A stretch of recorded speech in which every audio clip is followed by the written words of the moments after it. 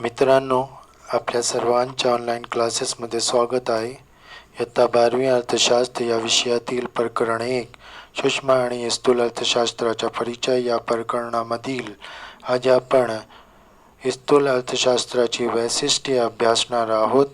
यापूर्वी आपण या शास्त्राच्या इतिहास, अर्थ, व्युत्पत्ती आणि व्याख्या अभ्यास केलेला आहे. आज आपण या व्हिडिओमध्ये फक्त स्थूल अर्थशास्त्राची वैशिष्ट्ये या घटकाचा अभ्यास करणार आहोत. तर let us start. Dear students, स्थूल अर्थशास्त्राची वैशिष्ट्ये खालीलप्रमाणे आहेत. स्थूल अर्थशास्त्राची वैशिष्ट्ये. पहिला, समग्र घटकांचा अभ्यास. समग्र घटकांचा अभ्यास. स्थूल अर्थशास्त्र संपूर्ण अर्थव्यवस्थेचा अभ्यास करते. उदाहरण: राष्ट्रीय उत्पन्न, राष्ट्रीय उत्पादन, राष्ट्रीय रोजगार, सर्वसाधारण किंमत पातळी, व्यापार चक्र इत्यादी. Dear students, simply we can explain it, we can understand this point. समग्र लक्ष्य अर्थशास्त्रात संपूर्ण अर्थव्यवस्थेचा अभ्यास केला जातो. संपूर्ण अर्थव्यवस्थेच्या पातळीवरील राष्ट्रीय उत्पादन, राष्ट्रीय उत्पन्न, एकूण रोजगार पातळी, एकूण मागणी, एकूण पुरवठा, एकूण उपभोग, एकूण गुंतवणूक, सर्वसाधारण किंमत पातळी इत्यादी समग्र घटकांचा अभ्यास या शाखेत होतो. दुसरा, our next point, उत्पन्न सिद्धांत. स्थूल अर्थशास्त्र राष्ट्रीय उत्पन्नाची संकल्पना, त्याचे विविध घटक, मापन पद्धती आणि सामाजिक लेखांकनांचा अभ्यास करते. ते एकूण मागणी, एकूण पुरवठ्याशी संबंधित आहे. तसेच राष्ट्रीय उत्पन्नातील चढउतार, व्यापार चक्रातील तेजी मंदी यांच्या कारणांचे व बदलांचे स्पष्टीकरण करते.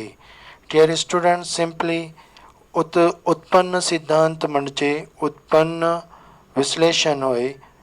समग्रलक्षी अर्थशास्त्र हे उत्पन्न व रोजगार सिद्धांत किंवा उत्पन्न विश्लेषण म्हणून ओळखले जाते. समग्रलक्षी अर्थशास्त्रात अर्थव्यवस्थेतील राष्ट्रीय उत्पन्नाची व एकूण रोजगार पातळी कशी निश्चित होते आणि त्यात बदल किंवा चढ उतार कोणत्या कारणांनी घडून येतो व राष्ट्रीय उत्पन्नात दीर्घकाळात कशी वाढ होते यासंबंधीचे विश्लेषण केले जाते. थर्ड, सर्वसाधारण समतोलाचे विश्लेषण. स्थूल अर्थशास्त्र एकूण घटकांच्या वर्तनाशी आणि त्यांच्या कार्यपद्धतीशी संबंधित आहे. सर्वसाधारण समतोल संपूर्ण अर्थव्यवस्थेतील मागणी, पुरवठा व किंमत यांच्या वर्तनाशी निगडीत आहे. डिअर स्टुडंट्स, सर्वसाधारण समतोलाचा अभ्यास. समग्रलक्षी स्थूल अर्थशास्त्र समग्रलक्षी अर्थशास्त्रीय विश्लेषण हे सर्वसाधारण समतोलाचे म्हणजे संपूर्ण अर्थव्यवस्थेच्या समतोलाचे विश्लेषण करते. यामध्ये अर्थव्यवस्थेतील अनेक आर्थिक चलांच्या वर्तनाचा एकाच वेळी अभ्यास केला जातो व हा अभ्यास करताना विविध आर्थिक घटकांमधील फलनात्मक संबंध व त्यांच्यातील परस्परावलंबन विचारात घेतले जाते. सर्वसाधारण समतोलामध्ये सर्वोच्च घटक इतर सर्व घटकांशी संबंधित असतात. That means everything depends upon everything else असे मानले जाते. परस्परावलंबन. स्थूल विश्लेषणात हे एकूण आर्थिक चले उदाहरण उत्पन्न, उत्पादन, रोजगार, गुंतवणूक, किंमत पातळी यांसारख्या आर्थिक चलांचे परस्परावलंबन लक्षात घेतले जाते. उदाहरण गुंतवणूक पातळीत होणाऱ्या बदलांचा अंतिम परिणाम उत्पन्न, एकूण उत्पादन, रोजगार आणि अखेरीस आर्थिक वृद्धीच्या पातळीवर होतो. डिअर स्टुडंट्स, समग्रलक्षी अर्थशास्त्रात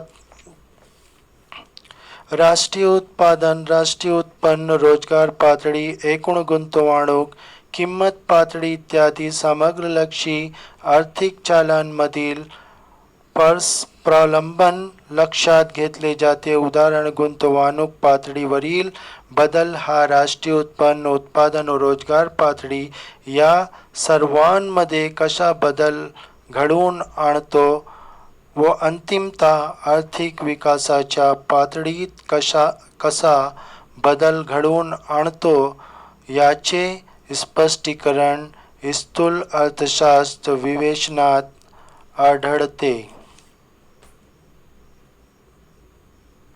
राशी पद्धतीत एका घटकाचा अभ्यास नसून संपूर्ण अर्थव्यवस्थेचा अभ्यास केला जातो. प्रोफेसर बोल्डिंग यांचे मते जंगल म्हणजे संपूर्ण झाडांचा समुच्चय असतो, परंतु त्यात एका विशिष्ट झाडाची गुणवैशिष्ट्ये दिसून येत नाहीत.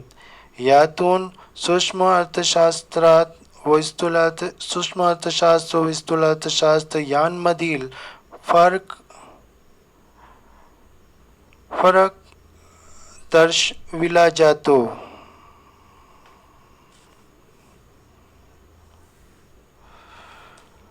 डिअर स्टुडंट्स, राशी पद्धत म्हणजे एकत्रीकरण पद्धत. It is also known as lumping method. समग्रलक्षी विश्लेषण हे समुच्चयात्मक स्वरूपाचे आहे. यामध्ये संपूर्ण अर्थव्यवस्थेच्या पातळीवरील समग्रांच्या म्हणजेच आर्थिक चलांच्या बेरजांच्या रूपातील एकूण परिमाणांच्या दॅट मीन्स समुच्चयाचा अभ्यास केला जातो.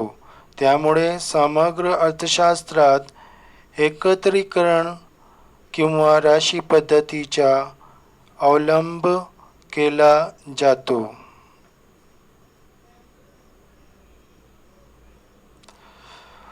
वृद्धीची प्रारूपे. स्थूल अर्थशास्त्रात आर्थिक वृद्धी व आर्थिक विकासातील विविध घटकांचा सहभाग अभ्यासला जातो. स्थूल अर्थशास्त्र वृद्धीची प्रारूपे विकसित करण्यासाठी उपयुक्त ठरते. आर्थिक विकासाच्या अभ्यासासाठी ही प्रारूपे उपयोगी ठरतात. विकासाच्या वृद्धी अभ्यासासाठी उदाहरण, मूलभूत व अवजड उद्योगांवर भर देणारे महालनोबिस वृद्धी प्रारूप. डिअर स्टुडंट्स, समग्र लक्ष्य दॅट मीन्स समग्र आर्थिक चलांमधील बदल समग्र अर्थशास्त्रात लक्षात घेतले जातात व गतिशील अर्थव्यवस्थेचा अभ्यास यात होतो. दीर्घकाळात अर्थव्यवस्थेच्या प्रगतीचा अभ्यास करण्यासाठी समग्रलक्षी विवेचन उपयुक्त ठरते.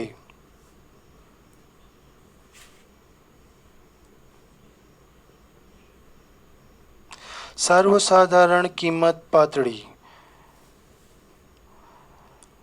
स्थूल अर्थशास्त्रात सर्वसाधारण किंमत पातळी निश्चिती व त्यातील बदल यांचा अभ्यास असतो. सर्वसाधारण किंमत पातळी म्हणजे अर्थव्यवस्थेतील सध्या स्थितीत उत्पादित केलेल्या सर्व वस्तू व सेवांच्या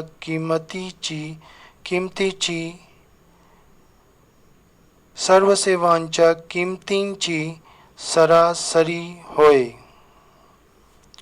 Dear student, in simple words we can explain it. Our next point, धोरणाभिमुख. लॉर्ड किन्स यांच्या मते स्थूल अर्थशास्त्र हे आर्थिक समस्या सोडविणाऱ्या धोरणांची चर्चा करणे शास्त्र आहे. चर्चा करणारे शास्त्र आहे. उदाहरण भाववाढ नियंत्रण, रोजगार निर्मिती, अर्थव्यवस्थेला मंदीतून बाहेर काढणे इत्यादी. Dear students, simply we can explain it. Lord Keynes यांच्या मते समग्र लक्ष्य अर्थशास्त्र हे आर्थिक समस्या सोडवणाऱ्या धोरणांची चर्चा करणारे शास्त्र आहे. उदाहरण भाववाढ रोखणे, रोजगार निर्माण करणे, अर्थव्यवस्थेतील मंदीतून बाहेर काढणे, देशाच्या वेगाने आर्थिक विकास साधणे इत्यादी समग्रलक्षी उद्दिष्टे साध्य करण्यासाठी योग्य अशी आर्थिक धोरणे ठरवण्यास हे विश्लेषण मदत करते.